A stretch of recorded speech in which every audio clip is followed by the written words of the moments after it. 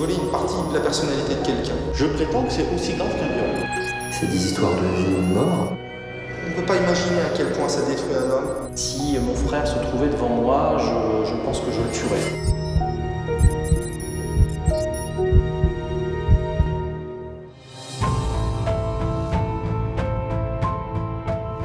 Avec Delphine Meillet, avocate spécialisée en droit privé, nous allons vous raconter l'histoire de citoyens ordinaires qui ont plongé dans l'enfer de l'usurpation d'identité.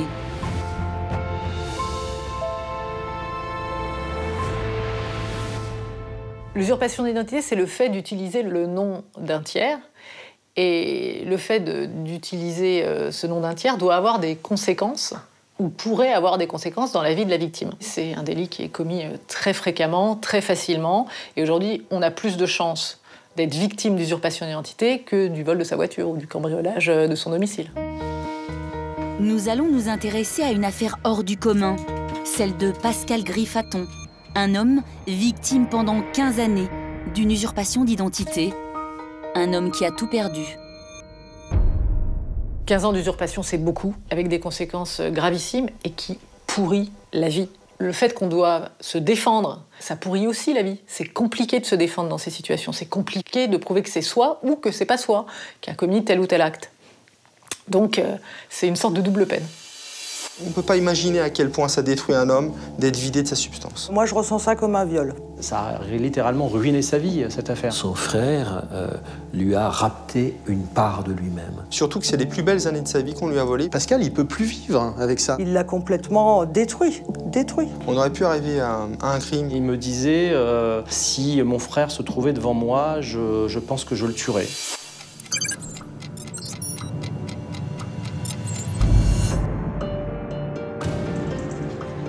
« 14 août 2010, les hommes de loi du tribunal d'Auxerre s'apprêtent à juger un usurpateur d'identité. L'homme comparaît pour s'être pendant 15 ans glissé dans la peau d'un autre, un certain Pascal, et avoir en son nom multiplié les délits. L'usurpateur aura tout pris à sa victime. Utiliser ses papiers d'identité, sa carte vitale, rouler avec son permis, vider ses comptes en banque, un véritable enfer. Dans ce qu'on appelle aujourd'hui l'affaire Griffaton, tout commence en 1995. À cette époque, Pascal est militaire, il s'est engagé dans la Légion. En tant que militaire, il gagne très peu d'argent. Je ne sais plus, à l'époque, c'était encore en francs. Il devait gagner à peine 500 francs par mois, de quoi se payer son billet de train, aller-retour pour rentrer chez lui, voir ses parents le week-end. Lors d'une permission, Pascal rentre dans sa famille qui vit à Autun. Le militaire ouvre son courrier et c'est son relevé bancaire qui l'inquiète. Il se rend compte que sur son compte bancaire, il n'y a plus un centime. Pascal se rend à sa banque pour éclaircir la situation. On lui apprend qu'il serait venu lui-même vider ses comptes. Impossible. Mais si ce n'est pas lui, qui cela peut-il bien être ? Il enquête autour de lui, il se rend compte qu'en fait, son frère Patrice a fait refaire des papiers d'identité. Et avec cette carte d'identité au nom de son frère Pascal, Patrice s'est présenté à la banque pour solder un compte qui en réalité n'était pas le sien. Le malfaiteur, celui qui a dépouillé Pascal de ses économies, n'est autre que son propre frère, son aîné de 5 ans, Patrice. C'est inadmissible. Au nom de quoi on peut faire subir ça à son propre frère? Je veux dire, il n'y a aucune excuse à avoir. Il n'y a aucune excuse à avoir. Pour quelques centaines de francs de l'époque, Pascal ne porte pas plainte. L'affaire se règle en famille. À 20 ans, Patrice, lui, a déjà quitté la maison et personne ne sait où il se trouve. C'est avec une facilité déconcertante et dénuée de scrupules que Patrice s'est procuré une fiche d'état civil, déclaré les papiers de son frère volés pour obtenir un duplicata de sa carte d'identité, le premier d'une longue série. C'est facile puisque dès qu'on connaît le lieu de naissance et la date de naissance de son frère, comme c'est le cas pour Patrice Griffaton, il suffit après d'aller faire une demande et de refaire faire ses papiers facilement. Aujourd'hui, pour refaire ses papiers, c'est assez simple. Enfin, quand on parle du permis de conduire ou de la carte d'identité, il faut finalement très peu d'éléments. Il suffit d'apporter une quittance de loyer, des photos d'identité, un certain nombre de documents, et on refait vos papiers d'identité. Donc c'est assez simple. Aujourd'hui, on est face à une recrudescence de l'usurpation d'identité parce qu'il est encore plus simple avec les moyens technologiques qu'on a tous. Il suffit d'une imprimante, d'une bonne imprimante, et on peut utiliser une image, un texte, faire un montage, utiliser un joli papier, et on arrive à créer facilement un faux qui entraînerait une usurpation d'identité. 4 années passent. Les 2 frères ne se sont toujours pas revus. Pascal imagine que l'incident est clos. Il se trompe.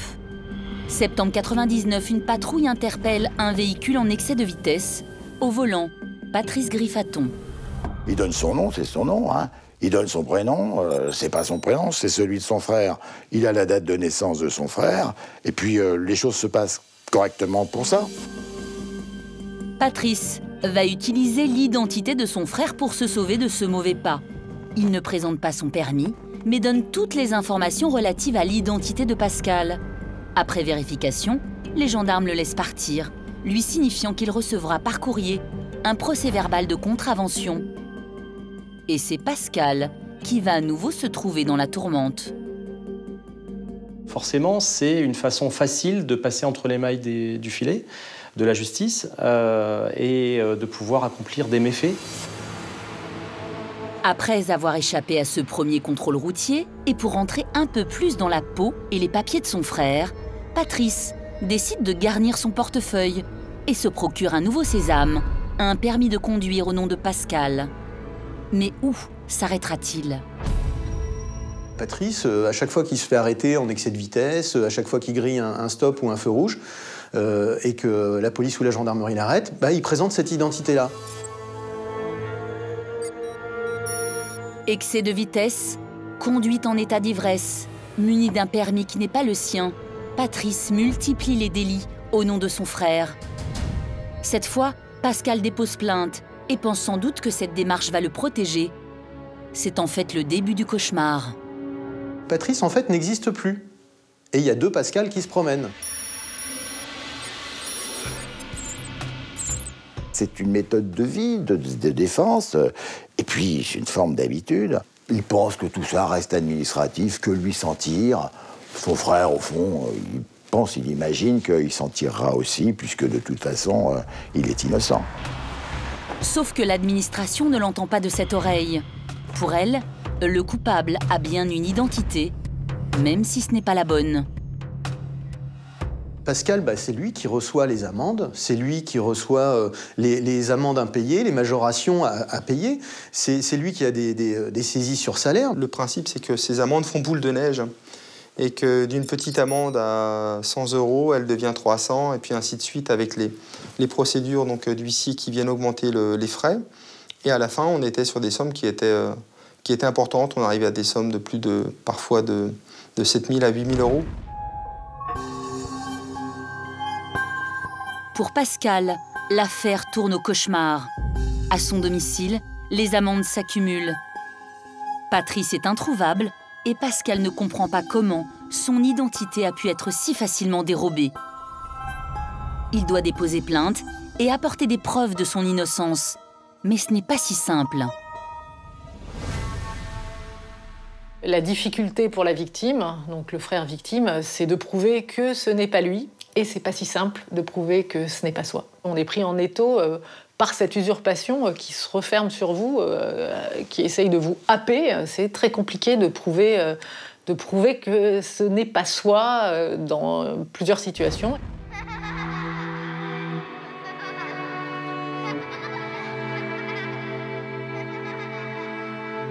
Que s'est-il noué dans l'enfance de Pascal et de Patrice pour que les 2 frères soient devenus des frères ennemis?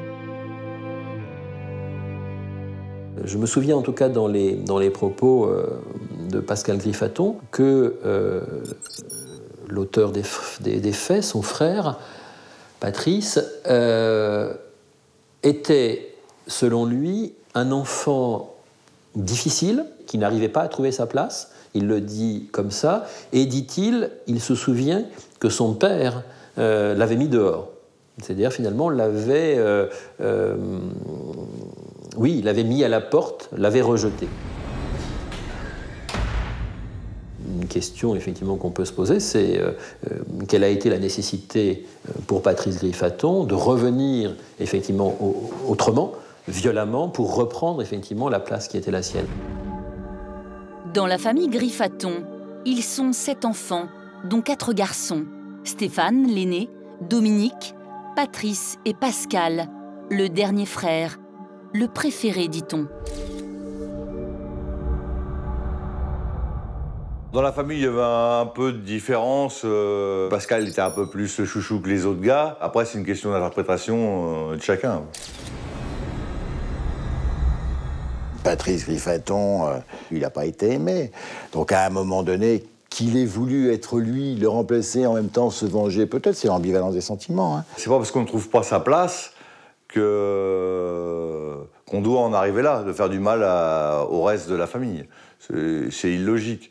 Et de toute façon, si on veut une place dans la famille, il faut se la faire soi-même.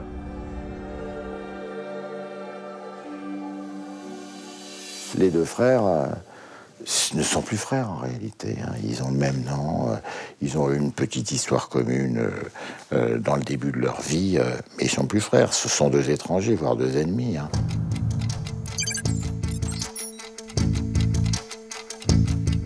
Nous sommes en 2005. Pascal espère que ses dépôts de plainte peuvent le protéger d'une autre attaque identitaire de la part de son frère. Il se trompe. Patrice a besoin de se faire hospitaliser, il a des difficultés de santé, et il réussit à se faire rapatrier l'ensemble du dossier médical de son frère pour se faire hospitaliser. Avec ce dossier médical en main, Patrice réussit à se procurer un autre document du pack identitaire de Pascal, sa carte vitale.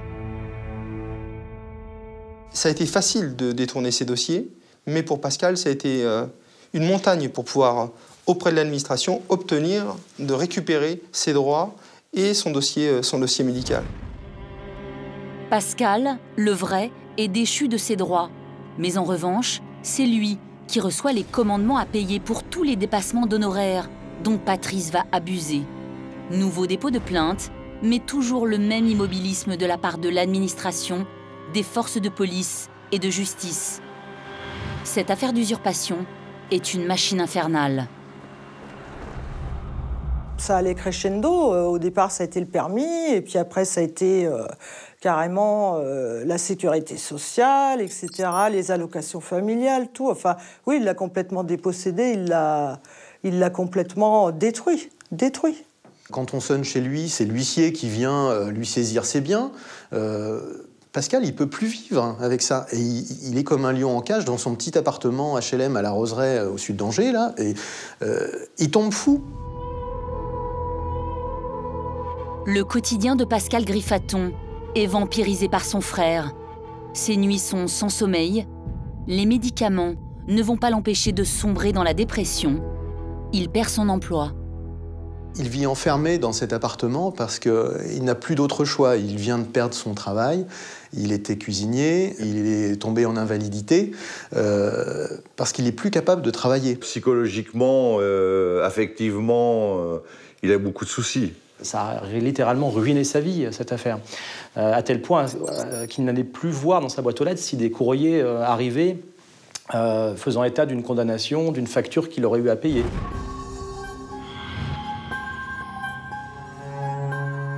Le passage du facteur, le moment tant redouté dans le quotidien de Pascal.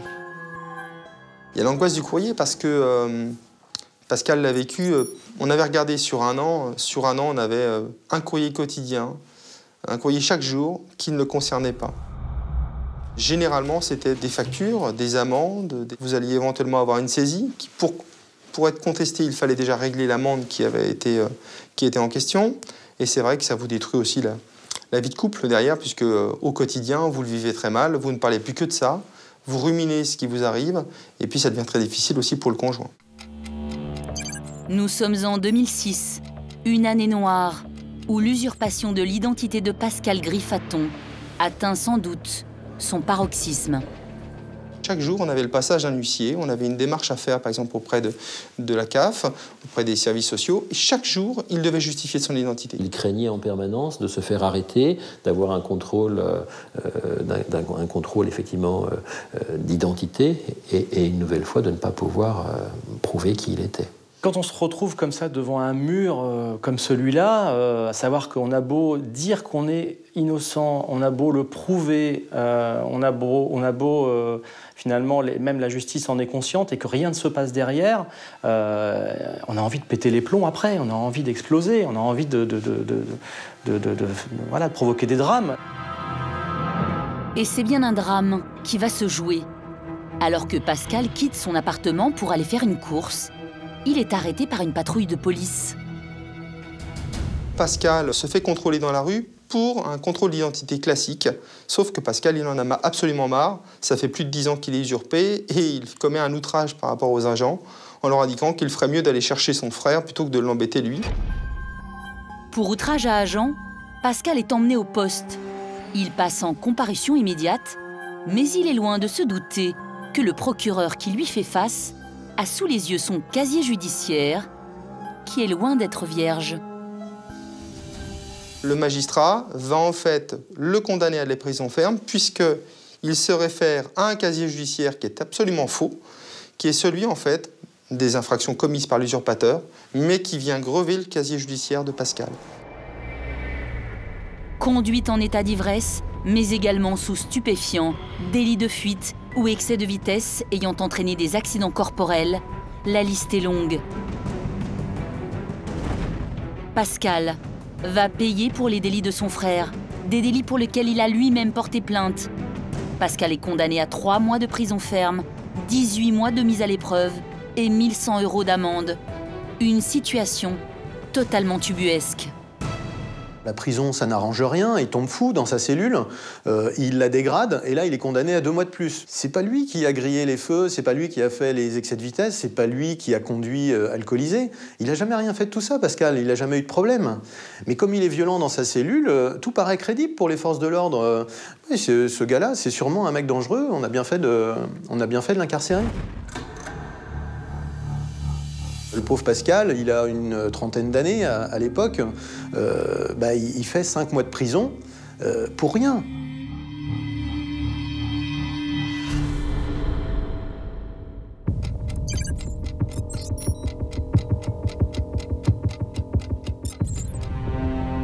2007, Pascal est sorti de prison, mais l'usurpation s'intensifie. C'est maintenant sur sa déclaration d'impôt que Patrice est invité, préférant laisser son frère régler à sa place le trésor public. De temps à autre, Patrice travaille en intérim. Il est charpentier de formation et a trouvé la faille pour ne pas payer d'impôts. Patrice s'est inscrit sous le nom de son frère Pascal dans une boîte d'intérim. Il a également ouvert un compte bancaire pour percevoir la rémunération au nom de la même victime, donc de Pascal. La boîte d'intérim transmet directement au Trésor public le montant des rémunérations perçues par Patrice dit Pascal. Et donc, il se trouve que le Trésor public charge le montant sur la feuille d'impôt de Pascal. Alors, il faut prouver au Trésor public qu'on n'a pas perçu réellement ces sommes-là. Et en plus, il faut que les banques coopèrent pour participer à reconstituer la preuve de l'usurpation d'identité. Et ça non plus, c'est pas simple. Pascal est véritablement pris dans le piège de l'usurpation. Depuis plus de 10 ans, il multiplie les dépôts de plainte, classés pour la plupart en l'absence de preuves et de faits nouveaux, sans suite. Pascal envoie de nombreux courriers au Trésor public, écrivant sur sa feuille d'impôt être victime d'usurpation d'identité. Ces démarches restent lettre morte. Ce qui est arrivé à Pascal Griffaton, c'est qu'il devait se justifier d'être, d'exister. Voilà. Ce qui n'arrive jamais, effectivement, dans la vie normalement. On a à se justifier éventuellement de ce que l'on a fait, de ce que l'on n'a pas fait, mais on n'a jamais totalement à se justifier de notre existence. Il porte sur ses épaules le poids accablant, j'ai envie de dire, de cette affaire, hein, qui dure depuis des années. Pour lui, il est désespéré, il semble désespéré, puisque rien ne se passe. La justice ne parvient pas à ni retrouver Patrice Griffaton, ni à le faire condamner pour ce qu'il a pu faire. Donc c'est extrêmement lourd. Patrice est recherché, mais il déménage sans cesse et reste introuvable. Pourtant, avec cette feuille d'impôt, Pascal a enfin un indice pour localiser son usurpateur. Là, il avait pu justement voir quel était le nom de l'employeur de son frère à l'époque, qui était en cavale, hein, du côté d'Auxerre. Une fois encore, Pascal se rend au commissariat pour déposer plainte, sa feuille d'impôt sous le bras, et espère une réactivité des forces de police. À ce moment-là, on est dans une situation avec des éléments concrets sur l'endroit où se trouverait l'usurpateur. On a des éléments concrets sur l'endroit où il travaille. Malheureusement, la plainte avait été déposée dans la foulée, mais la police n'était pas intervenue avant un bon mois, ce qui fait que Patrice Griffaton n'avait pas pu être interpellé à ce moment-là. Pour les services de police, souvent débordés, les usurpations d'identité ne sont pas des affaires de premier ordre. Lorsqu'on va porter plainte pour vol, beaucoup plus grave pour des crimes, pour viol, pour meurtre, là, il y a une réalité qui est criante immédiatement. Dans la hiérarchie des enquêtes, l'usurpation d'identité, si le préjudice n'est pas massif, eh ben on va mettre un certain temps, lorsqu'on est du côté de la police ou du procureur de la République, à s'intéresser à cette affaire. Et c'est lorsqu'on accumulera les éléments de preuve et qu'on arrivera à un certain niveau de preuve que là, ça va commencer à intéresser le procureur et ses équipes. Et dans la très longue histoire d'usurpation de l'identité de Pascal, quand des recherches sont lancées, même les forces de l'ordre ne parviennent pas à démêler le vrai du faux. Qui est Pascal? Qui est Patrice? Qui chercher? Il ne fallait pas rechercher l'identité de l'usurpateur, puisque l'usurpateur vit sous l'identité de quelqu'un d'autre. Or, les premières erreurs qui ont été commises dans l'affaire dès 2008, c'était de rechercher l'identité de l'usurpateur. On ne pouvait pas le trouver puisqu'il n'existait pas, il vivait sous l'identité de Pascal. Ensuite, on a recherché l'identité de Pascal, mais on a oublié d'exclure cette recherche au domicile de Pascal. Ce qui fait qu'il s'est lui-même retrouvé convoqué ensuite pour répondre des actes de l'usurpateur, ce qui était complètement ubuesque.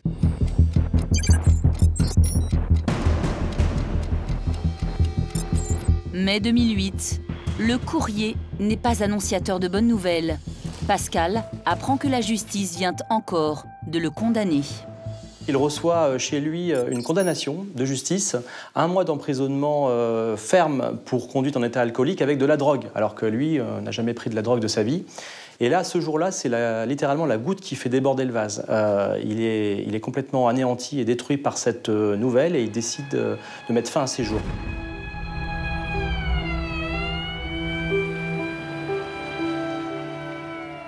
Le risque de passage à l'acte suicidaire n'est pas à entendre là comme un appel au secours, comme on l'entend quelquefois, mais véritablement comme la mise en acte de la disparition dans laquelle il est. C'est-à-dire qu'il n'est plus. Et qu'effectivement, à un moment donné, il y a certainement quelque chose de l'ordre de l'évanouissement.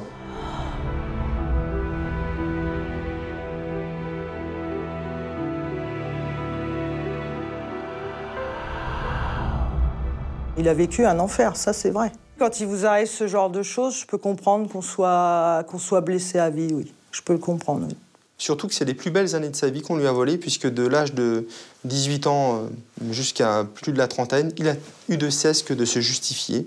On ne peut pas imaginer à quel point ça détruit un homme d'être vidé de sa substance. Mais cette même année, au mois de décembre 2008, la roue semble enfin tourner. Patrice Griffaton, recherché, est enfin interpellé à Auxerre, après un contrôle routier. Malgré les charges qui pèsent contre lui, l'usurpateur est simplement placé sous contrôle judiciaire et laissé en liberté, dans l'attente de son procès. L'affaire commence à faire grand bruit dans les médias.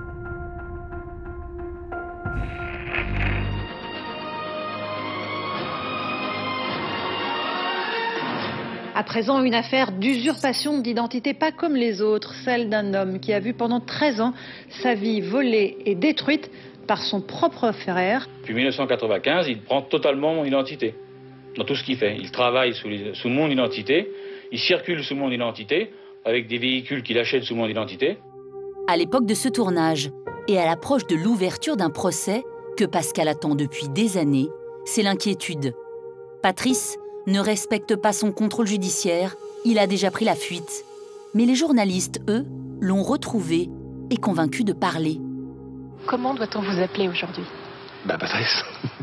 Alors même qu'il n'avait pas respecté son contrôle judiciaire, il avait, pour narguer la justice, réalisé une interview donc en face des locaux de la police de Serres pour montrer qu'en toute impunité, il pouvait continuer à vivre et usurper Pascal. Avec un contrôle routier. J'étais recherché, j'avais pas envie de me faire arrêter, donc j'ai donné le nom à mon frère. Et pourquoi votre frère? Je me rappelais au moins quand il avait passé le permis, comment il s'appelle, le nom de ses parents, c'est plus facile. Et on peut se demander à un moment donné à quel point ça ne devient pas finalement un jeu, cette histoire-là, ou en tout cas un plaisir un peu malsain de continuer à usurper l'identité de quelqu'un parce que c'est facile et parce que la justice derrière, de toute façon, ne peut rien faire. Patrice Griffaton risque jusqu'à 5 ans de prison. Mais se présentera-t-il le jour de son procès? C'est la question que se pose Pascal. 8 avril 2010, le tribunal d'Auxerre s'apprête enfin à juger l'un des plus grands usurpateurs d'identité que la France ait connu, Patrice Griffaton. Mais comme beaucoup pouvaient le supposer, le prévenu brille par son absence. Alors qu'on avait enfin réussi à découvrir l'usurpateur, qu'on l'avait placé en examen, il s'était fait la belle, il avait disparu dans la nature. Il ne sera pas présent à l'audience, évidemment, puisqu'il a pris l'habitude de toujours se défausser.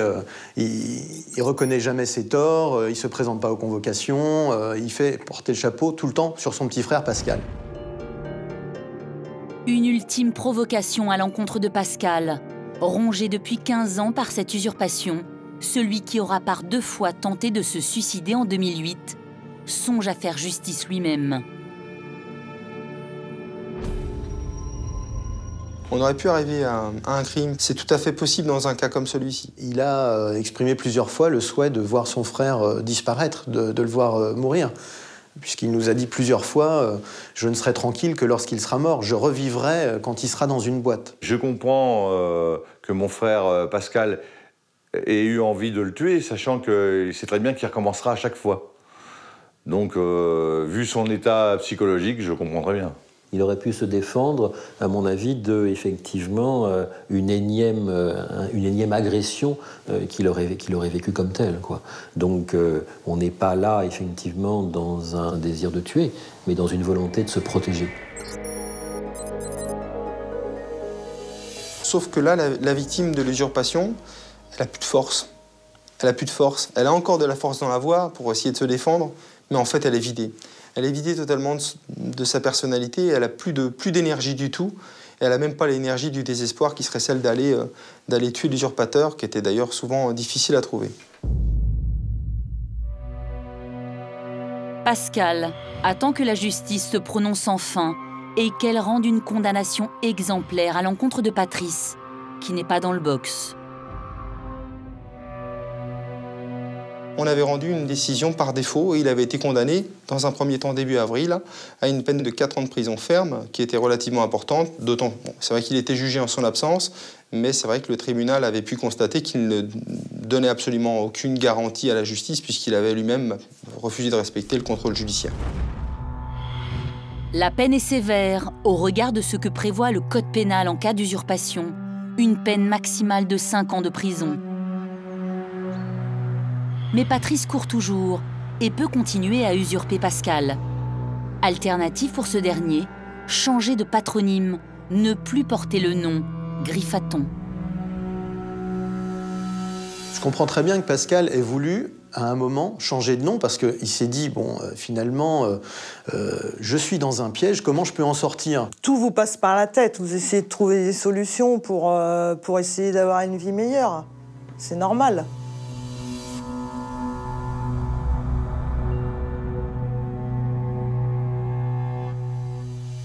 La démarche n'est pas allée jusqu'au bout parce que Pascal, finalement, était tellement enfermé dans ce piège qu'il disait « mais de toute façon, quand mon frère trouvera mon nouveau nom dans le journal officiel, il continuera à usurper mon identité ». Donc, il n'est pas allé jusqu'au bout de la démarche, mais on peut très bien comprendre qu'à un moment, il ait voulu quitter cette identité, puisque de toute façon, on lui avait volé. C'est une question légitime, changer de nom pour régler le problème. Il se trouve qu'il s'est renseigné, il a commencé les démarches pour changer de nom auprès du Conseil d'État. La procédure est longue, coûteuse, il faut faire appel à un avocat, donc il faut payer les honoraires d'avocat, il faut du temps, donc finalement il a décidé de faire marche arrière et de laisser tomber cette procédure.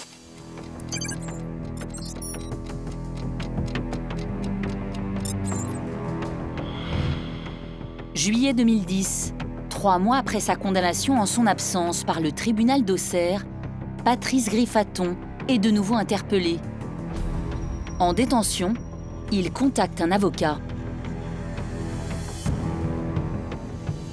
Griffaton est en prison à ce moment-là. Il n'est pas en prison pour cette affaire d'usurpation d'identité. Il est en prison parce qu'il a eu un accident de la circulation sous stupéfiant avec blessure. Donc, il m'écrit pour me demander de le défendre dans le cadre de cette affaire du fin fond de la prison d'Auxerre où il se trouve détenu. Je n'apprends que dans un deuxième temps qu'il a cette fameuse affaire, je dis fameuse affaire parce qu'elle est devenue de notoriété publique, d'usurpation d'identité. Il a déjà été condamné à 4 ans de prison par défaut par le tribunal correctionnel. Donc il ne le sait pas, puisque c'est un défaut par définition, il n'était pas présent à l'audience, et il n'avait pas été touché par la convocation. Et donc les choses s'enchaînent à partir de là. C'est son droit. Il fait opposition au jugement parce qu'il n'était pas présent à l'audience. En droit français, d'après le Code de procédure, un condamné peut faire appel de la sentence si celle-ci a été rendue en son absence. Patrice, l'usurpateur, demande un nouveau procès et espère bien échapper à sa lourde peine.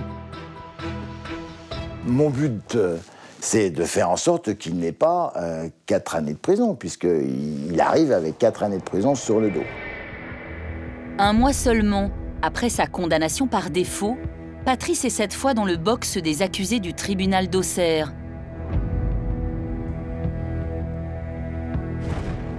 Pascal attend ce moment depuis des années. Pourtant, il n'est pas présent dans la salle. Il n'a pas trouvé la force de faire face à son usurpateur, son propre frère. Il attend anxieux le nouveau jugement. Il y a ce double mouvement chez Pascal Griffaton.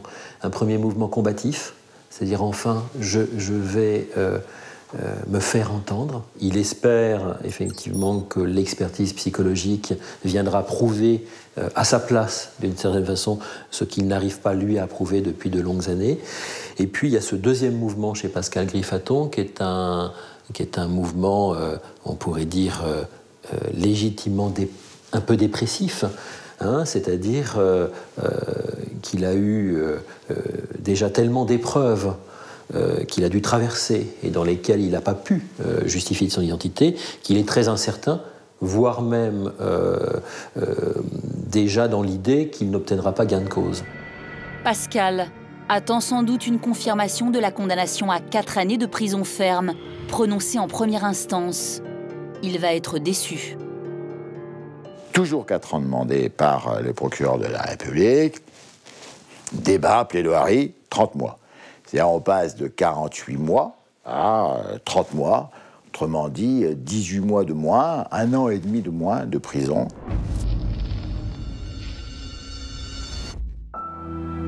Une peine allégée, c'est l'incompréhension.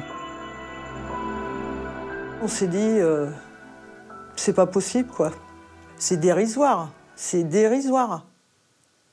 La sanction aurait dû être exemplaire, elle ne l'a pas été. 30 mois de prison pour avoir gâché la vie de quelqu'un pendant 15 ans, ça peut paraître mince. Il n'a pas payé pour tous les méfaits qu'il a commis, c'est tout. Parce qu'il y a des affaires qui ont été prescrites, parce que la justice étant trop lente. Mais voilà, donc il s'en sort à bon compte, en fait.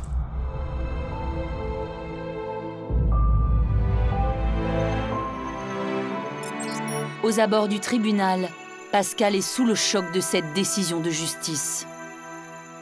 Que dalle, ça il fait dans un an, il est dehors. C'est une honte. Oui. Vous pourrez nous pardonner un jour? Non, jamais. Non, je pardonne pas, moi, jamais. Mais on m'a pris ma vie, je sais pas si j'ai 33 ans, 3 enfants, une femme. On m'a pris ça, on m'a tout volé. J'ai plus rien, je peux pas travailler, je peux plus conduire, je peux rien faire.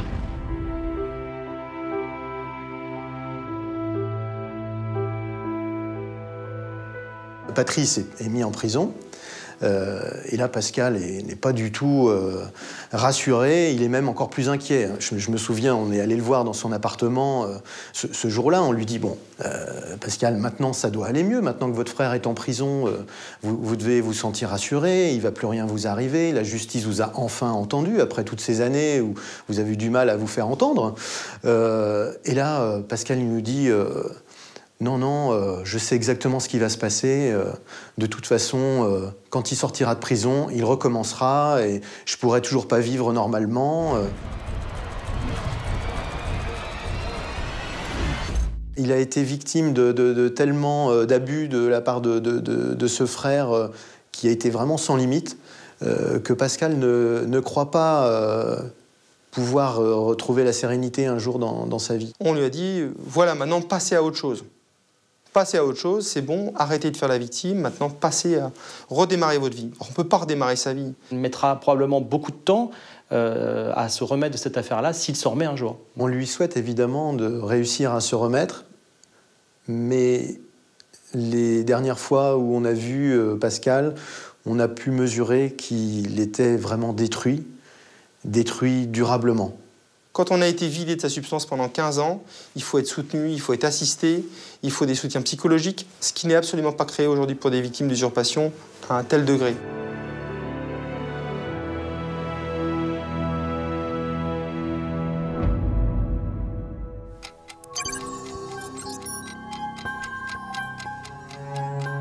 Mais l'affaire Griffaton ne s'arrête pourtant pas là. En juin 2015, Stéphane, l'aîné de la famille, reçoit comme chaque mois sa fiche de paie et s'étonne. Au début, je m'aperçois que mon salaire ne correspond pas par rapport à tous les autres mois. Tout de suite, je ne sais pas pourquoi, un pressentiment, j'ai dit, ça c'est pas bon du tout. En y regardant d'un peu plus près, le couple prend connaissance d'une saisie arrêt d'un montant de 375 € prélevé sur le salaire de Stéphane. 375 €, en fait, c'est le montant d'une amende majorée qui n'a pas été payée pour un excès de vitesse commis à 0h45 du matin au mois de septembre 2014 à Vannes, dans le Morbihan, une ville où il ne s'est jamais rendu cette année-là, il n'y a jamais habité, au volant d'une Renault qu'il n'a jamais possédée.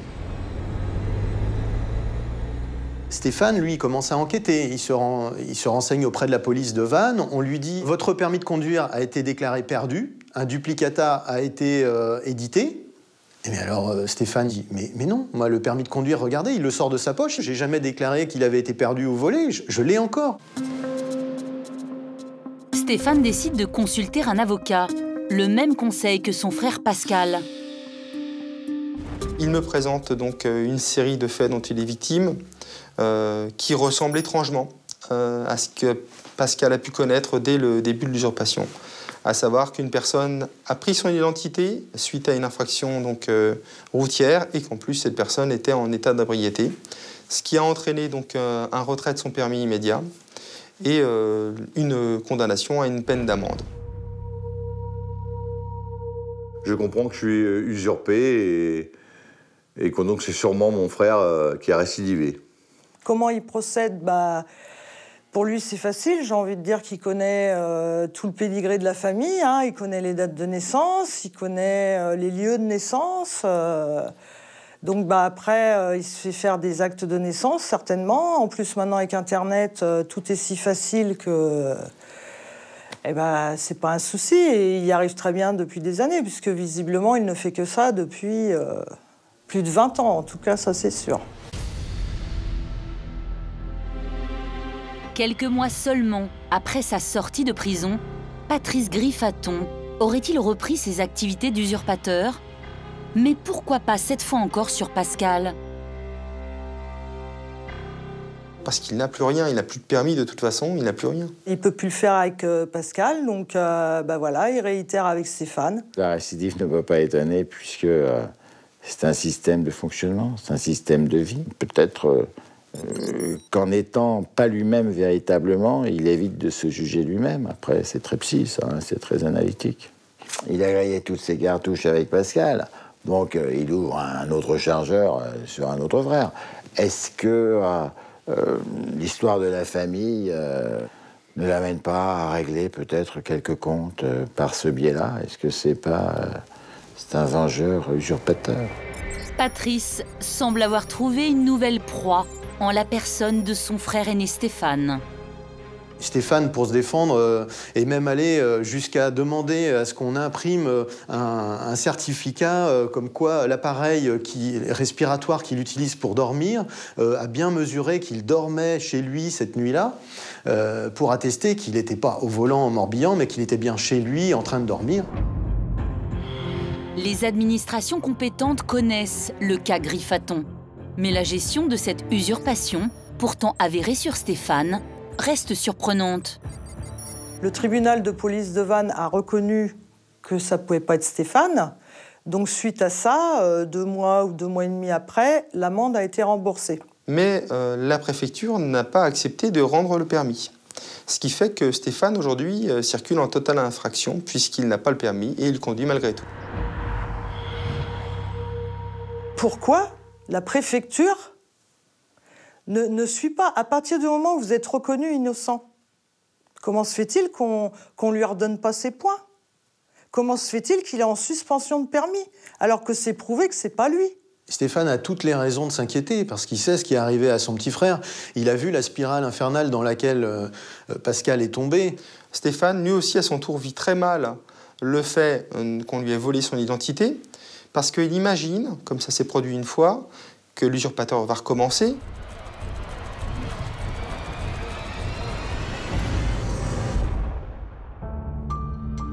L'inquiétude de Stéphane et Valérie va également être nourrie par ce qu'ils vont apprendre du parcours de Patrice, un délinquant de haut vol.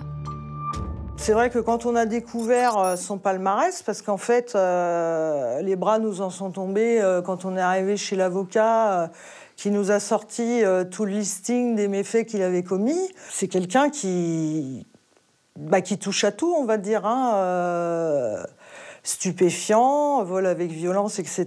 Donc, y a de quoi être inquiet pour l'avenir quand même. Il y a de quoi avoir peur. Si Patrice fait des méfaits, des vols ou des violences en donnant mon nom, c'est très stressant parce qu'on se dit on va finir encore en prison alors qu'on n'a rien fait, quoi. Après avoir pendant 15 ans usurpé l'identité de Pascal, Patrice Griffaton semble avoir trouvé une autre victime en la personne de son autre frère Stéphane, laissant présager le pire. Nous, on n'a pas de pouvoir proprement dit, hein. On n'a pas de pouvoir, nous, hein. Nous, on a suivi le chemin, porter plainte, faire confiance à la police, comme on nous a dit et tout. Et voilà, et maintenant, on aimerait bien que ça bouge. Il serait temps, parce que ça va aller jusqu'où? Et la famille va subir ça pendant combien d'années encore? Et on se dit, mais la machine à voler l'identité de ses frères ne s'arrêtera donc jamais, en fait.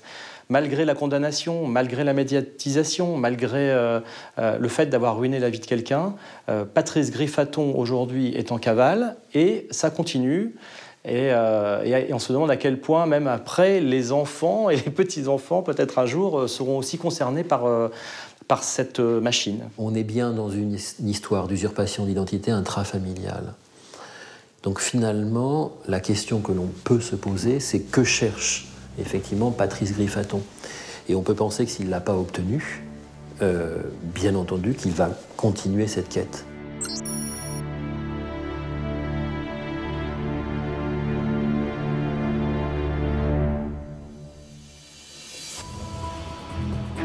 Patrice Griffaton profite sans doute d'un dysfonctionnement de notre système de défense identitaire.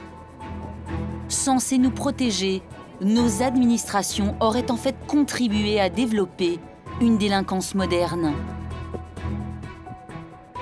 L'usurpation d'identité, c'est un délit moderne. parce que c'est un délit qui naît avec les papiers, avec les cartes d'identité, avec les permis de conduire, avec les points, avec les numéros de sécurité sociale. Vous êtes en quelque sorte tatoué administrativement et c'est donc nécessairement une forme de délinquance moderne et très très destructrice que celle de perdre sa carapace administrative. Si rien ne change, eh bien ça va continuer et d'autres personnes prendront la relève de Patrice Griffaton et on aura des cas qui vont se multiplier un peu partout. Donc je pense que oui, il y a vraiment urgence à légiférer. Pour protéger nos identités, des solutions existent, comme la biométrie. Notre corps, unique, deviendrait notre carte d'identité, infalsifiable. La biométrie, on en parle énormément comme étant la solution à ces problèmes d'usurpation d'identité. Je ne sais pas si c'est la solution, en tout cas c'est le début d'une très bonne solution à l'usurpation d'identité. La biométrie est un principe de reconnaissance d'une personne sur ses caractéristiques physiques. Nos empreintes digitales, vocales, l'iris de notre œil, notre rythme cardiaque, notre ADN, autant de preuves biologiques irréfutables de notre identité. Autant de caractéristiques absentes de nombreux fichiers identitaires administratifs du XXIe siècle.